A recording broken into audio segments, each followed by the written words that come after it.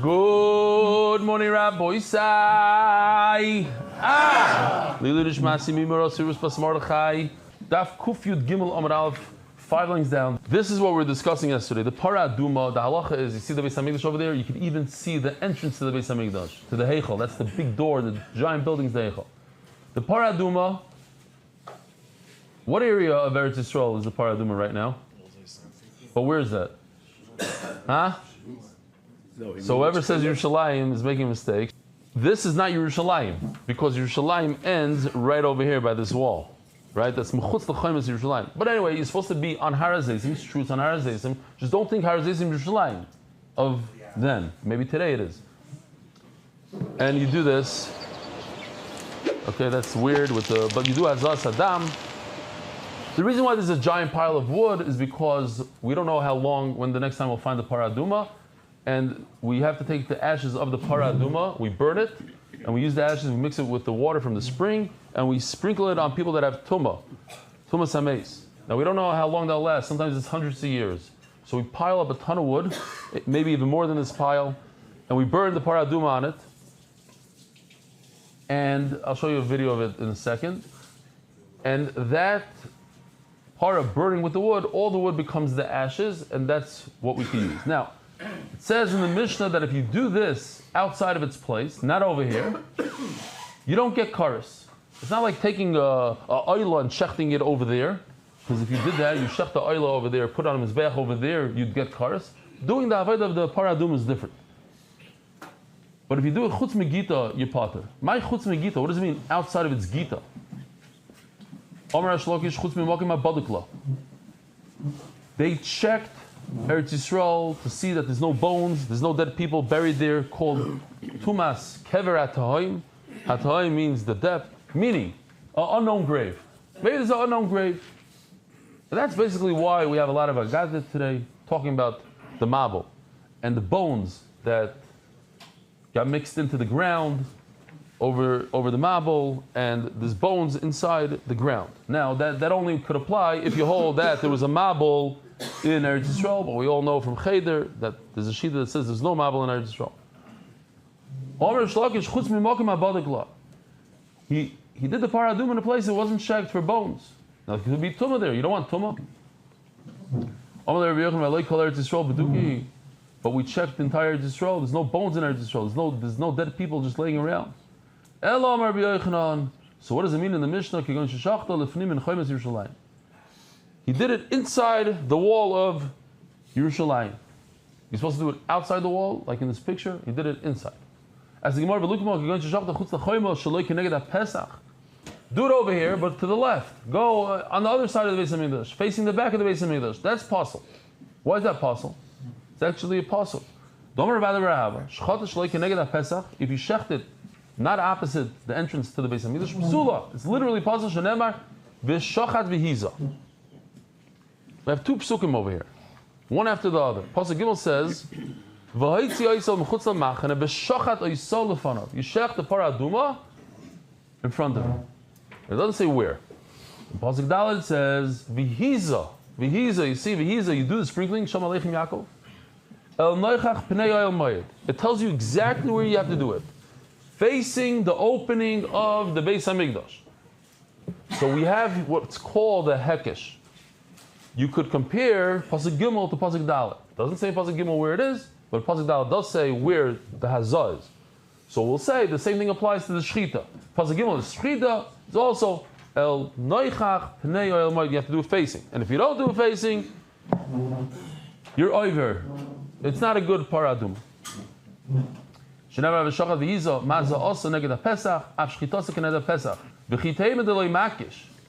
And you'll say, okay, maybe he doesn't hold of this hekesh, and therefore he can't say that the Mishnah is referring to shechting it not opposite of the. It's not. It's good to shecht it opposite of the doorway, but if you don't, it doesn't passel it.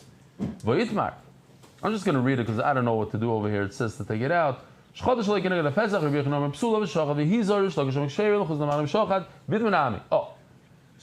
Shloi Keneged HaPesach. Check this out. Here's another one. Now I love AI.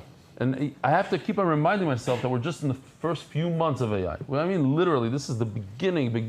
Okay, I don't know, maybe it was a year or 2 years.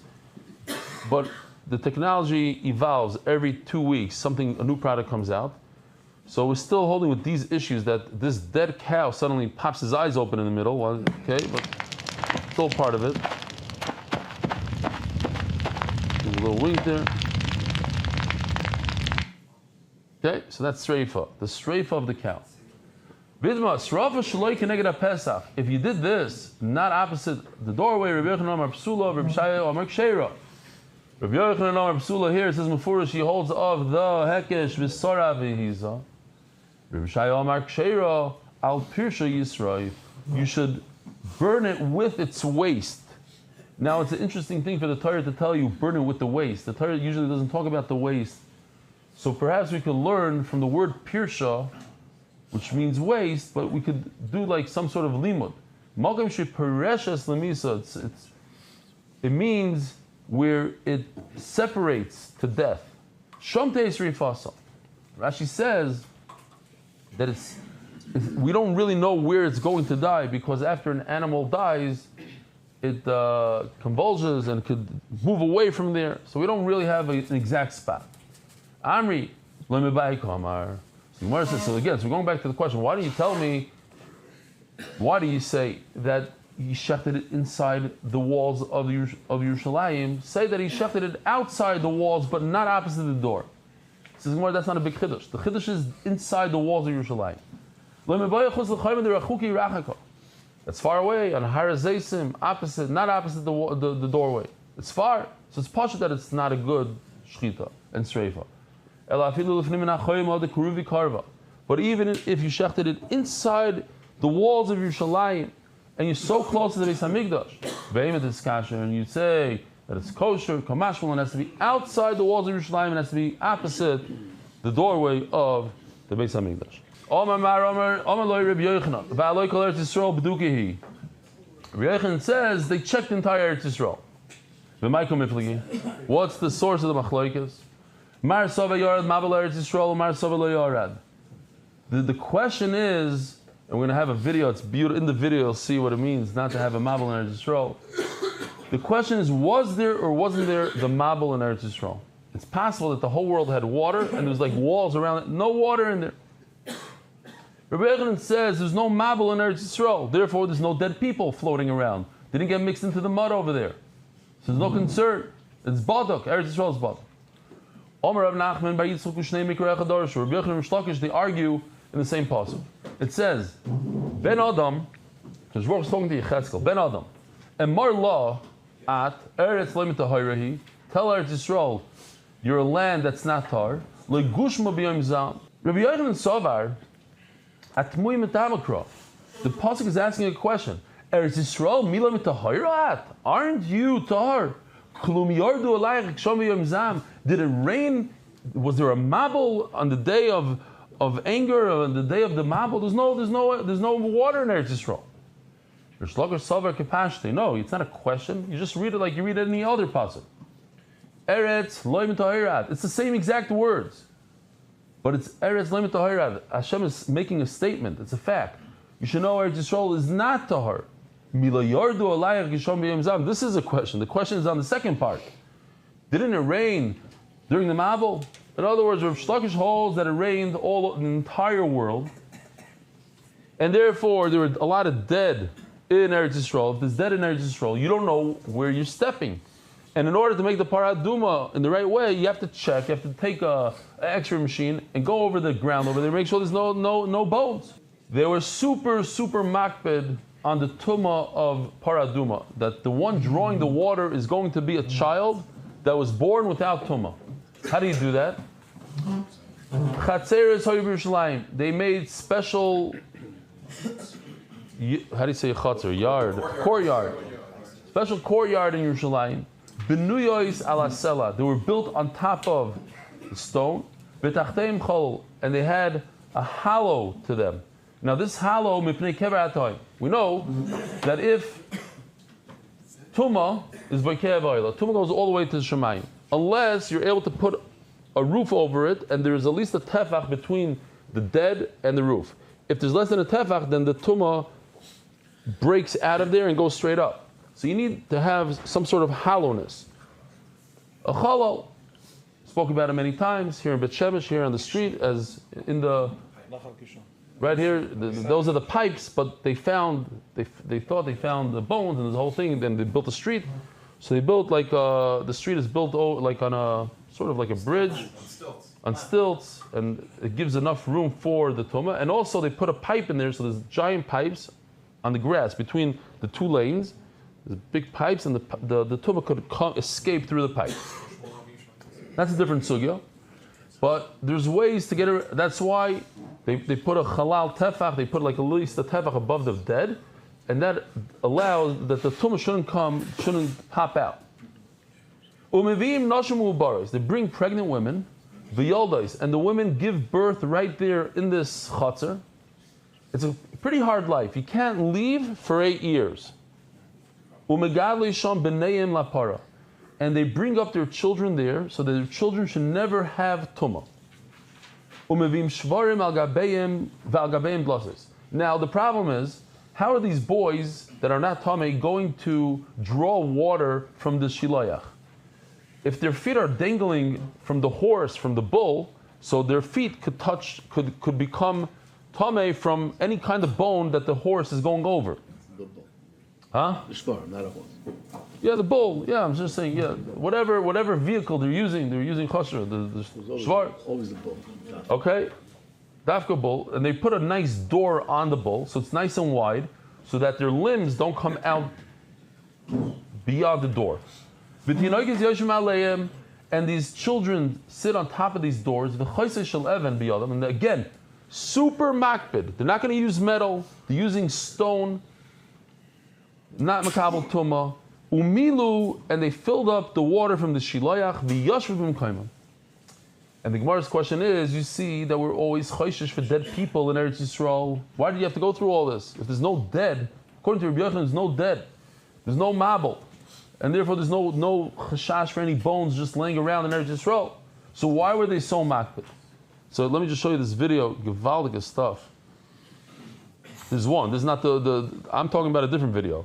In addition to the unbelievable video, we have this unbelievable video.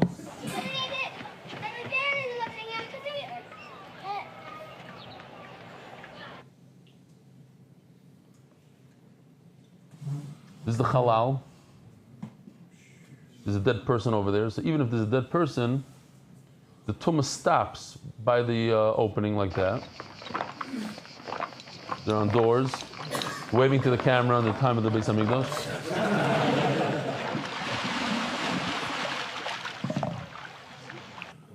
Oh, okay. Listen to this. This is gewaldik. This is unbelievable. There's a machlokes between the tzdukim and chachamim. If a kohen who's a tvul yaim could perform the avodah of the paraduma, meaning a kohen who touched the sheretz, let's say, touched a dead rodent, one of the shmona shratzim. So he goes into the mikvah and comes out of the mikvah. When he comes out of the mikvah, he has a status of a tvul yaim. He's not 100% tar. He's not 100% tameh. He's in between. He has to wait until Erev Shemesh, until nighttime. Chachamim learned from a pasuk that such a kohen could do the avodah. He could shech the par. He could burn the paraduma. The tzdukim hold no. They're literal. They go with what it says in the Torah. No, you can't. So what do Chachamim do?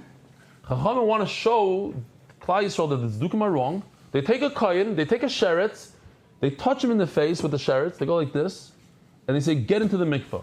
He goes into the mikvah, he comes out of the mikvah and says, now you burn the paraduma. You show everybody what the halacha is. They are concerned that people are going to be mizalzel in the paraduma. People are going to mistreat the kedusha of the paraduma, because here we just touched the kohen with the sheretz, and he's on a very low level of kedusha. He's in between. He's a tvul yaim. He still has tumah to him, and so they said, let's go the opposite direction. We got to go completely to the opposite. We are going to have these children that are born and Taisus asks, what do you mean born tahar? A woman who gives birth is tameh on the spot. So the moment they're born, they're tummy already. Now, we actually know the answer. The answer is that this whole thing is made up. They don't really have to be on a door, on a bull. This is all for show, to show. But Taisus says,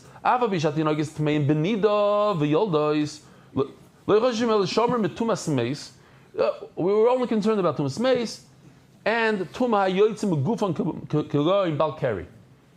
So that's why there were children up to the age of 8. There's no concern of Keri and Tumas Meis. Those are the two things that we wanted to save them from. But Akopanim. So Chachamim went to such extremes, it's unbelievable. To show Klai Yisrael, yes. On the one hand, we're going to be makel because we want to show that the Dukim are wrong. But we want Klai Yisrael to know this is not a joke. Paradim is not a joke. And don't all of a sudden tomorrow use a kain who's completely tummy. So I'm going to show you how makbid we are. We're going to take a kid, we're going to take a pregnant woman, have her sit in a chutzner that we built that's tumaless, no tumah, and we're going to use all these bulls and we're going to draw it like this, the whole thing. Now it's Rabbi Yochanan's turn to attack Rish Lakish, and Rish Lakish is not done yet. They once found bones in Eretz Yisrael, in Lishkas Dira Eitzim. Ubikshu ligzar tuma inside the Beis Hamikdash. Ubikshu ligzar tuma Yerushalayim. If it's over here, if they found bones over here, they'll find in the whole Yerushalayim. Omad Rabbi Yeshua Raglo, Rabbi Yeshua got up, Ba'omar, and he said, Lo busha chlimi lanu shenigzar tuma alir aviseinu. Isn't this such a busha chlima? So he says, Ayei Mesi Mabul, Ayei Mesi Nebuchadnezzar. All the Yidden that died from Nebuchadnezzar, millions. Where are the dead of the Mabul? Where are the dead of Nebuchadnezzar? So the Gemara says, the Gemara is Medayik. That means that there's no dead people. Ayei Mesi Mabul. There's no here. He's saying there's so many people that died in the Mabul. So many people that died in Nebuchadnezzar. Where are they? They're not here. You don't have to worry about the Tumah. What? Where are all the dead people from Nebuchadnezzar, from the Churban, where did they go? Elahavu, Upaninu. They died, but they were able to move them away, bury them. So too, it doesn't mean, Rabbi Yochanan, doesn't mean there's no Mabul.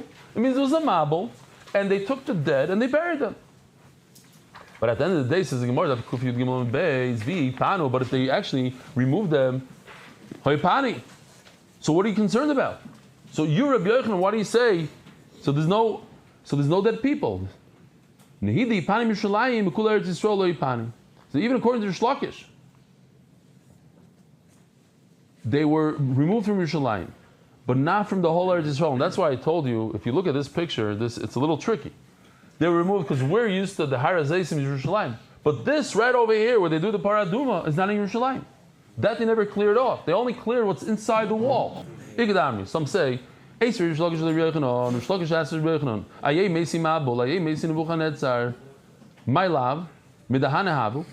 is the dead of Nebuchadnezzar,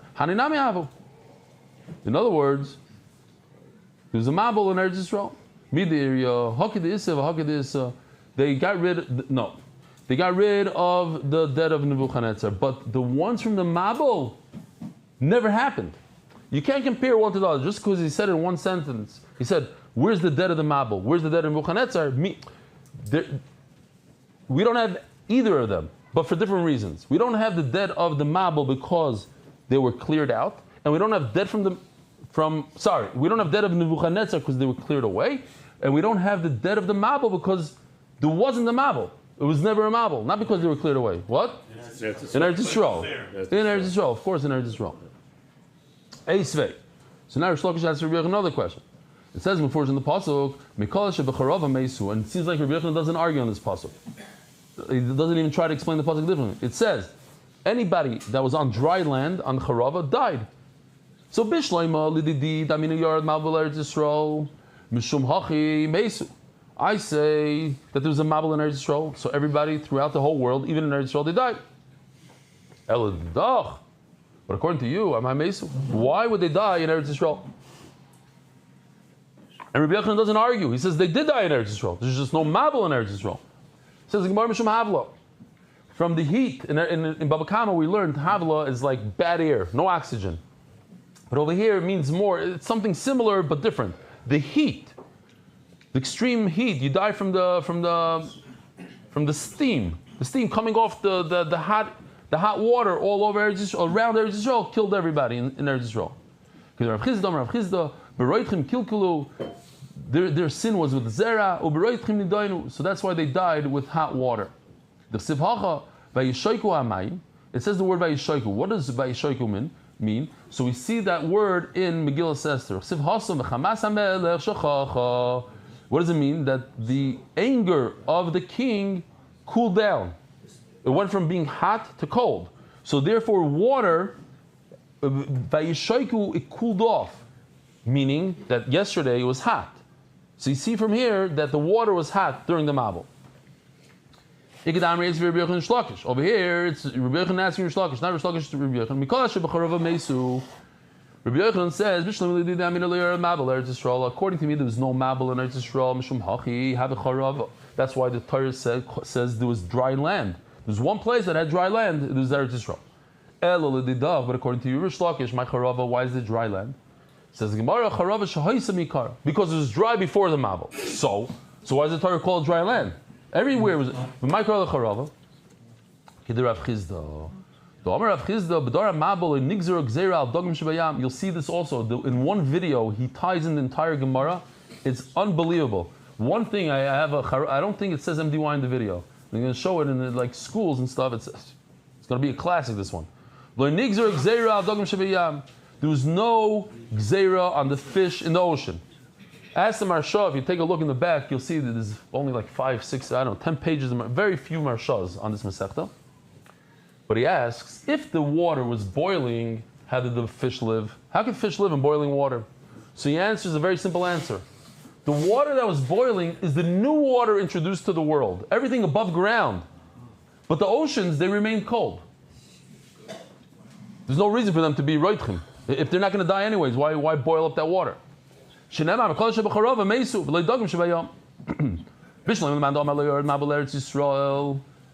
Mandam, it says there's no Mabul Eretz Yisrael. I didn't come Rei Mahasam. There's an animal called a reim. It's a giant animal, something like this, massive animal. Just an interesting Taisus over here. Taisus says, could somebody read that word? Here, I'll zoom in on it. What does it say? Va'isam buffaloes. Va'isam buffaloes. You see that? It says no. So the buffaloes, I looked it up, they had buffaloes even 300 years ago that were double the size than what we have today. Double the size, but they're extinct. Imagine a buffalo. Buffaloes are dangerous enough as is. You know, they turn over a car in a second. They're one of the most dangerous animals in the safari. But a double the size, 2 meters tall and 3 meters long, mashu, big. So anyways, he says these buffaloes are nothing. He goes into it, if it's a chaya or not, kosher, a whole zach. Great. Just thought it's cool that he says buffaloes. Whoa, you have a minute over there. No, it's 8:01. Huh? Oh yeah, you got that video. Ooh. He asked how did this rain survive? Good question. These are massive animals and they don't fit in the teva, but the babies, he took a day-old baby or something, put them in, which I also had a problem, but after your year in the teva, anything like an elephant, you can take a baby elephant, but after a year, it's going to outgrow the teva. There's a famous story with David HaMelech that he says in Medrash, he was walking and all of a sudden started moving. He went up a mountain and then he realized he was stepping on one of these reims. I saw Urzila de Reima. I saw Basioimo, it was only a day old. Vahavi Kahartavar is the size of a mountain. Vahartavar Kamehavi, and what's the size of a mountain? I'm not just saying a mountain, I'm saying a size. Huh? Hartavar is a mountain. But how big is a mountain? This mountain? Arborim Parsi, it's 40 parsa, much larger than the Teva. Meshachat Tzavorit, close parsa. Its neck is 3 parsa. Mirabata the Reisha parsa upalga. The opening to the head, to the I guess where it connects, is 1.5 parsa. Rama Kaba, it once went to the bathroom, relieved itself. V'socher Yarden, and the whole Jordan River stopped. Omer Rabbi Yochanan. You know what the answer is? Roisha Yichnisu LaTeva. They let his head, just the head, came into the teva. Ask the Gemara, V'omar ma merabata the ratio of parso palgo. His head was so large; it was a parsa, 1.5 parsa, which is like a mile and a half or something. It's way too big to fit into the table. Elo roish chaytmoi hichnisa l'teva. They only put in his nose, his nostrils went into the table. Unbelievable. Oh, why is he busy with the nose in the table? There's no mabel in Eretz Yisrael. So they lived in Eretz Yisrael, these reims. The divrei Rish Lakish Kamar. He's talking about Rish Lakish. Bokasagi teva. But the teva is moving. And the teva moves over a mountain. Imagine your nose is stuck in a teva, in a boat. And your legs are, 40 feet down, 100 feet down. And you're walking, all of a sudden you bump into a mountain. What are you gonna do? Your nose pops out of the teva for a second. So what are you going to do? The animal's going to die. Says the Gemara, Rish Lakish, Karnav Kashu Bateva. They tied down his horn, so he was stuck in, his nose was stuck there. How's it? I guess he dragged his body over the mountain. I don't know what happened. Broke his legs. What are we going to do? Oh, so maybe, we'll do 2 more lines. What about Ask the Gemara. Boiling water? Oh, there's boiling water. So how did the rain survive? How did the teva survive? We know in the Torah it says there was tar on the outside. Tar is it's gonna melt. Void says the Gemara. The water around the teva was nice and warm, whatever, it wasn't hot. And Rabbi Isai, I want to show you this unbelievable video. Well, man, we're not done yet. We have to finish. But the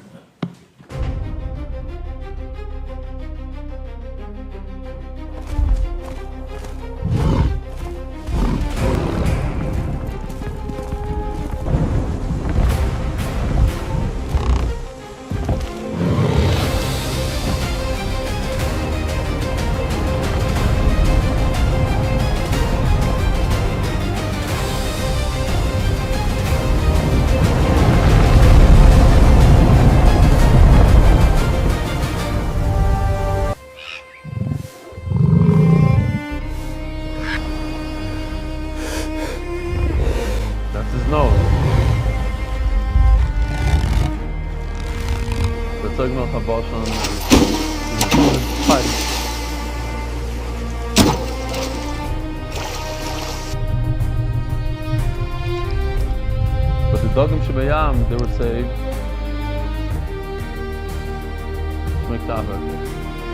אתה רוצה גם להריח? אתה רוצה להריח? You just havoc to the rain.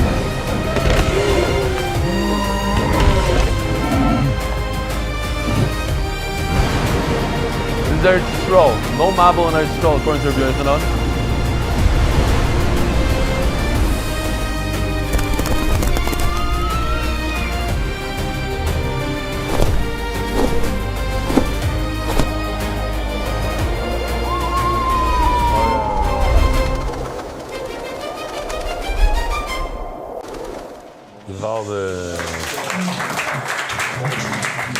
That was the best day I've ever heard. That was your favorite. Boysai, have a wonderful day.